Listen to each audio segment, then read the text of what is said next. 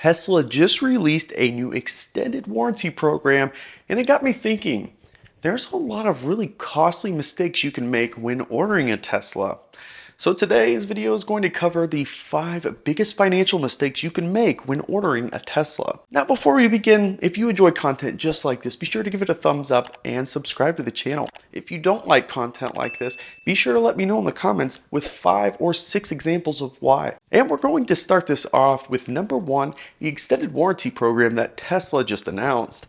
You've probably realized by now at this point, with the number of phone calls you receive on a monthly basis asking about your extended warranty on your vehicle. Well, that's because it's a $120 billion industry. Have you ever been sitting in the finance office at a legacy dealer and they offered you an extended warranty plan, and when you declined, they came back and offered it to you for half the price? That is because the margin on these things is stupid high. This is a winning proposition for those that are offering the extended warranty. Now, yes, if something catastrophic happens, it can pay for itself, no doubt. But the chances of that happening are very slim, and that's the point. So this program works like this. This will extend your basic warranty by 2 years and 25,000 miles. It kicks in the day after your basic warranty ends, which is 4 years or 50,000 miles. This does not cover your battery or your drive unit. That is covered under a completely different program, which, if you have a long range of performance, is 120,000 miles or 8 years. As far as cost goes, the Model 3 is $1,800, Model Y is $2,000, the Model S $3,100, and the Model X $3,500. Now for the Model S and X, it does not include the refresh S and X, so it's up to a 2020 Model S or X. This also comes with a $100 deductible, meaning every time you go in for service, you will be required at least that $100 deductible. So keep in mind, this also does not cover normal wear and tear. So if your seats are kind of falling apart or wearing out or something crazy like that, it's not going to cover that. It's only going to cover the parts and components in the car that would fail. So if the screen went out, as an example, it would cover that. This would be a great thing to have if that did happen after 50,000 but before 75,000 miles. But again, the chances of that happening are so slim. Do your own research and be really well informed before you pull the trigger and spend about $2,000 on something you probably don't even need. Number 2 on the list is getting expensive options when considering the tax credits. If you qualify for that up to $7,500 tax credits, being careful not to overprice these cars is very important. The standard range Model 3 at $42,990 gives you a lot of room to add options if you desire and still stay under that $55,000 threshold. As an example, you can add every option available plus enhanced autopilot and be just under that $55,000 window. You won't be able to add full self-driving though.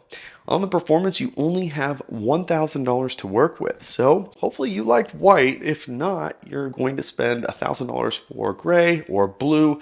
You cannot get black or red. Or you could put white interior, so white on white. Your options are limited, that's the point.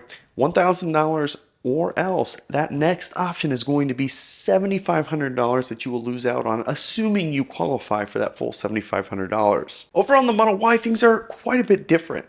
The long range, you can actually add every single option and full self-driving, and get this, the price, $79,990.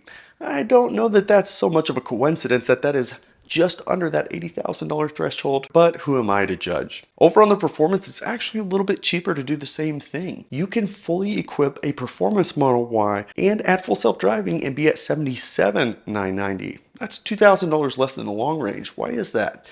Well, it's because you can't add a third row. You don't have to upgrade the wheels. There's fewer options available, so even though there's a $4,000 price difference between the two, it's actually $2,000 less when you add all those options. So something to keep in mind, you're covered on the Model Y, add whatever you like, you'll be under that threshold. Number 3 is upgrading the wheels from Tesla.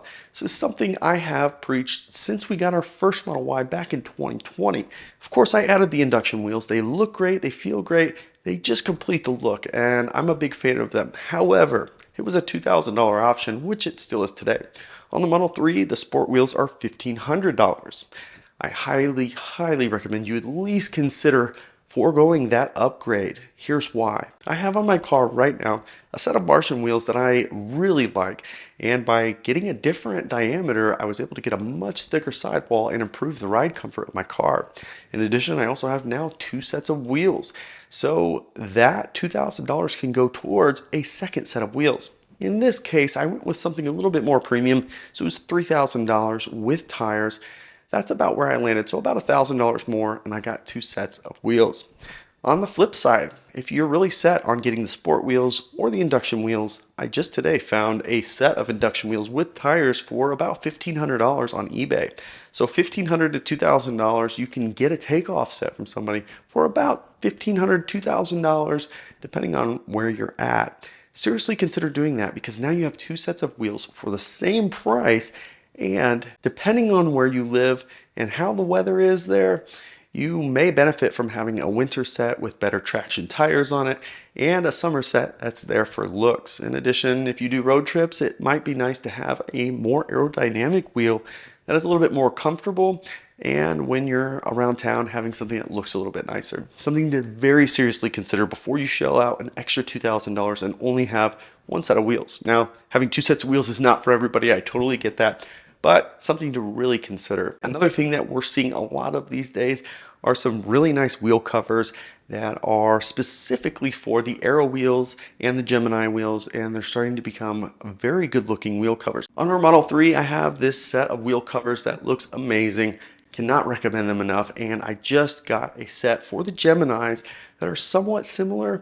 There will be a video coming on that very soon. Number 4 on the list is being too eager to get full self-driving or enhanced autopilot. It is very tempting to just add full self-driving or enhanced autopilot at time of order, and some people argue it's a lot easier for them to pay for it if they add it into the financing on the car. Now, I'm not a financial advisor, I'm not here to judge, but do consider this.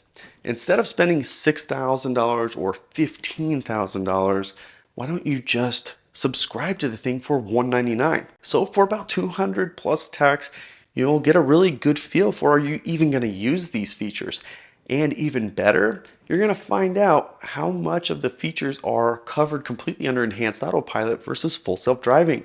There's a $9,000 difference, and if you're perfectly happy with the enhanced autopilot features, you might have just saved yourself quite a bit of cash. There is also one new limitation. Since Tesla has removed the ultrasonic sensors, there are limited features capable in existing cars that are being shipped right now.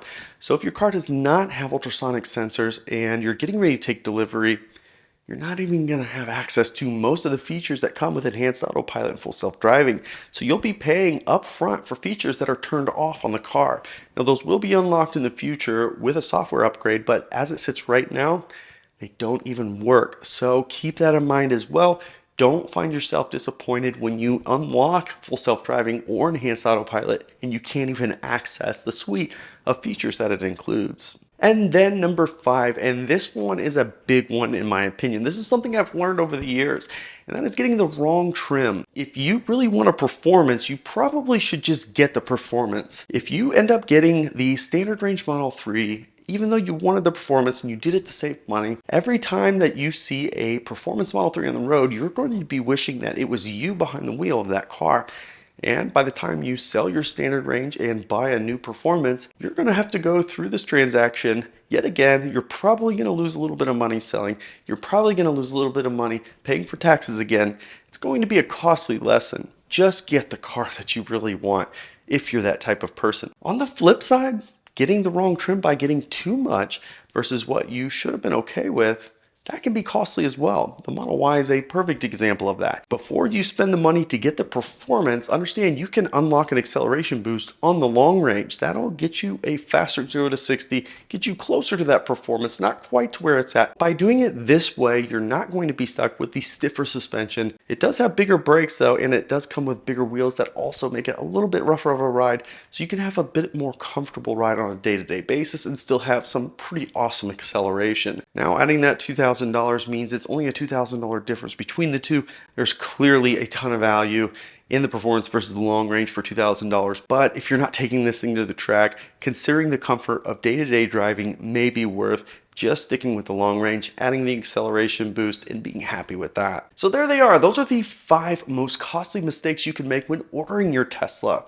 What did I miss? Let me know in the comments. I do hope that you enjoyed this video. If you did, of course, give it a thumbs up. If you haven't already, of course, subscribe to the channel as we continue to post content regularly. You can follow us on Twitter and Instagram @BeardedTesla. Thanks so much for joining us, and we'll catch you next time.